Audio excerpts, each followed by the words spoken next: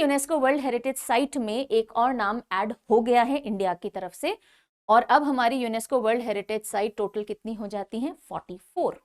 UNESCO की तरफ से दो तरह की लिस्ट आती है, एक इंटेंजिबल कल्चरल हेरिटेज की भी आती है और एक आती है हेरिटेज साइट्स की, जिसमें नेचुरल, कल्चरल या मिक्स्ड हेरिटेज साइट्स जो कि ग्लोबल सिग्निफिकेंस की हैं उनको प्रिजर्व करने के लिए काम किया जाता है, ठीक है। और एक होती है हमारी इंटेंजिबल कल्चरल, जो आप फील नहीं कर सकते हो, जगह नहीं होती हैं, लेकिन वो ऐसी चीजें हैं जो आपके संस्कृति से जुड़ी हुई हैं। तो मराठा मिलिट्री लैंडस्केप्स को जगह मिल गई है इस लिस्ट में। 47th सेशन अभी हुआ था यूनेस्को वर्ल्ड हेरिटेज कमिटी का, कहाँ?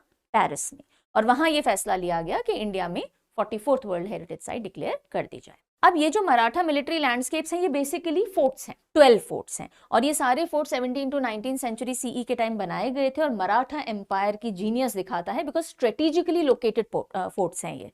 अब ये 12 फोर्ट्स में से 11 फोर्ट्स जो हैं वो महाराष्ट्र में हैं और एक है जो कि तमिलनाडु का है, जिंजी फोर्ट। उसके अलावा सल्हेर, शिवनेरी, लोहगढ़, खांडेरी, रायगढ़, राजगढ़, प्रतापगढ़, सुवर्णदुर्ग, पन्हाल, विजयदुर्ग और सिंधु दुर्ग, ये 11 किले हैं जो कि महाराष्ट्र में पड़ते हैं। ये सब मराठा एम्पायर जब राइज में आ रही थी उस समय डेवलप किए गए थे। डिफेंसिव नीति के तौर पे नेचुरल ऊंचे हैं, स्ट्रेटेजिकली लोकेटेड हैं।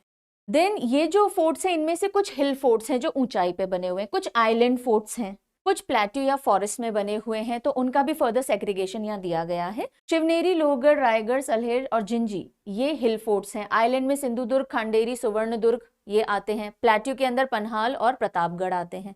तो यूनेस्को वर्ल्ड हेरिटेज साइट क्या होती है? जो कि ग्लोबल सिग्निफिकेंस रखती हो, यानी कि आउटस्टैंडिंग यूनिवर्सल वैल्यू रखती हो, यानी कल्चरली या नेचर के हिसाब से या दोनों के हिसाब से बहुत सिग्निफिकेंट है किसी एक देश के लिए, और वो देश क्योंकि यूएन का हिस्सा है तो वो सिग्निफिकेंस ग्लोबल सिग्निफिकेंस मानी जाती है। 1972 वर्ल्ड हेरिटेज कन्वेंशन हुआ था और उसी के तहत जो वर्ल्ड हेरिटेज साइट्स हैं उनको गवर्न भी किया जाता है, ठीक है।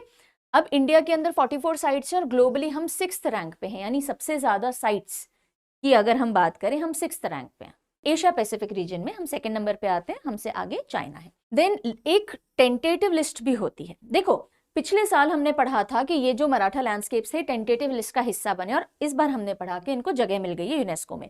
तो यूनेस्को लिस्ट में जगह बनाने से पहले टेंटेटिव लिस्ट में जगह बनानी होती है। टेंटेटिव लिस्ट में अब एट प्रेजेंट हमारी 62 साइट्स हैं। अच्छा, यूनेस्को वर्ल्ड हेरिटेज साइट की जो टेंटेटिव लिस्ट है या इससे रिलेटेड काम इंडिया में कौन सी बॉडी करती है, नोडल एजेंसी कौन सी है? आर्कियोलॉजिकल सर्वे ऑफ इंडिया, ठीक है। और हम यूनेस्को वर्ल्ड हेरिटेज कमेटी के मेंबर भी हैं 21 से 25 तक के।